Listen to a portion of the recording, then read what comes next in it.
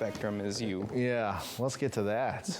It was an interesting weekend, maybe a little cool on the coast. Saturday was a little nicer, I suppose, but we have some interesting things happening this week. If you don't like the heat and you live inland, you're going to like this week because it's going to be cooler. If you do like the warmer weather and you live on the coast, then I think you'll also like what's coming this week because we're going to get a switcheroo. Right now, it's been kind of warm inland and kind of cool on the coast, but by the end of the week, I think that trend is going to flip, reverse, you know, the opposite way.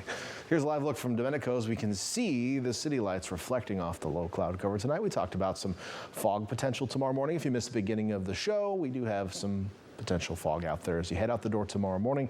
Low clouds have filled in our marine layer. It's very, very summer-like weather pattern with low clouds along the coast and then inland and up in the mountains, well, farther inland, and by inland I mean like the Sierra Nevada. A very monsoon-esque pattern showing up with thunderstorms over the Sierra Nevada today, also across the deserts of Southern California. The Mojave Desert seeing some action today. There were flash flood warnings within Death Valley National Park today.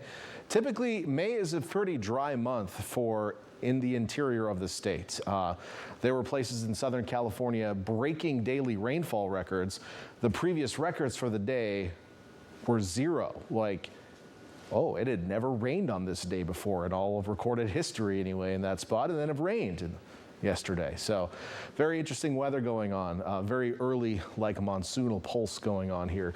I don't know if we're officially calling it the monsoon or not. It's just very monsoon-like. Monsoon meaning seasonal rainfall. That doesn't mean heavy rain by any means. So where are we going from here? Well, things are going to be changing on the West Coast, as I mentioned. We've had weak high pressure in control, but this trough of low pressure is going to keep digging down the coast as we head toward the middle portion of the week. So what's going to happen is we've had high pressure pushing down on our marine layer. What that does is it stabilizes the top of the layer.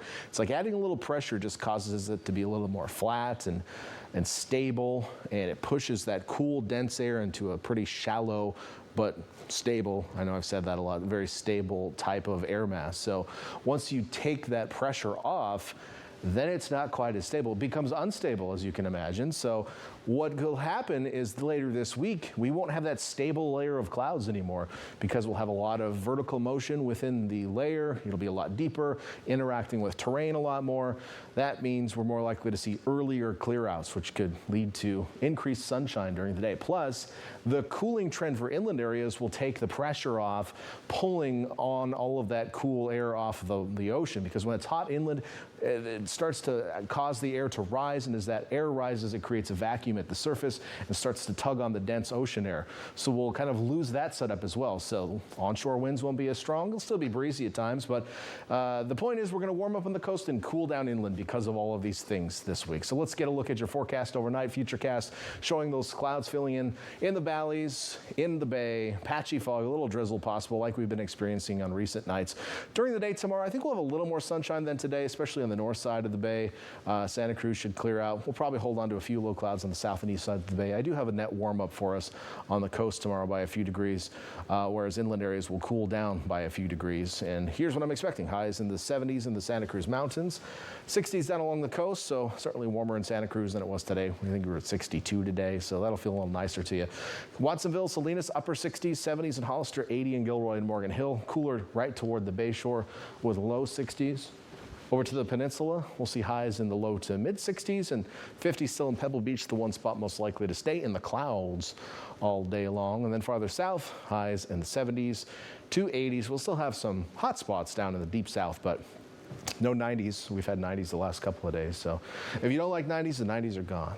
They probably won't come back over the next 7 days. So that 7-day forecast on the coast will cool back down on Tuesday, just because I think the marine layer will be so deep that the clouds will have a hard time breaking out. But once the lid comes off of that Wednesday, we will see a warm up on the coast and should be sunnier for the rest of the week. That's not to say we won't have clouds. I think the mornings will still be cloudy, but the afternoon should be pretty sunny as we head through the rest of the week.